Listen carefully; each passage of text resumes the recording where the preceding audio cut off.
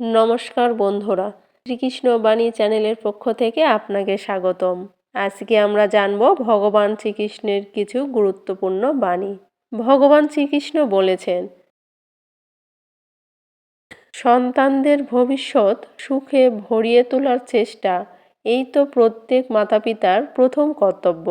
যাদের আপনি এই সংসারে এনেছেন, যাদের কর্মের দ্বারা আপনারও পরিচয় পাবে ভবিষ্যতে, তাদের ভবিষ্যৎ সুখদায়ক করার চেয়ে অধিক গুরুত্বপূর্ণ আর কি হতে পারে। কিন্তু সুখ আর সুরক্ষা এসব কি মানুষের কর্ম থেকেই প্রাপ্ত হয় না? মাতা পিতার দেওয়া ভালো বা মন্দ সংস্কার বা তাদের সুরক্ষা এসব কি মানুষের কর্ম থেকেই প্রাপ্ত হয় না? সংস্কার আর শিক্ষা থেকে তৈরি হয় মানুষের চরিত্র। অর্থাৎ মাতা পিতা যেমন তার সন্তানের চরিত্র নির্মাণ করেন, তেমনই হয় তার ভবিষ্যৎ। কিন্তু তবুও অধিকতর মাতা পিতা নিজেদের সন্তানের ভবিষ্যৎ সুরক্ষিত করার চিন্তায় তাদের চরিত্র নির্মাণের কার্যের কথা ভুলেই যান। বস্তুত যে মাতা পিতা কেবল নিজের সন্তানদের ভবিষ্যৎ চিন্তা করেন, তার চরিত্রের নির্মাণ করেন, সেই সন্তানের প্রশস্তি বিশ্ব সংসার করে।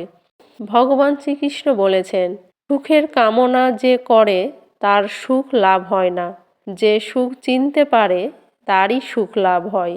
তুমি যদি এটা জেনে যাও যে তোমার জন্য সুখ কী, তবে তুমি সুখ অবশ্যই পাবে।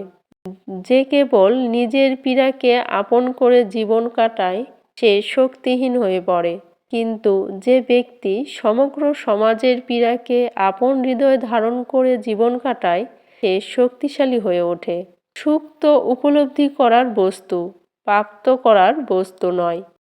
যে ব্যক্তি বস্তুকে সুখ বলে মানে, বাস্তবে তার সুখ প্রাপ্ত হয় না।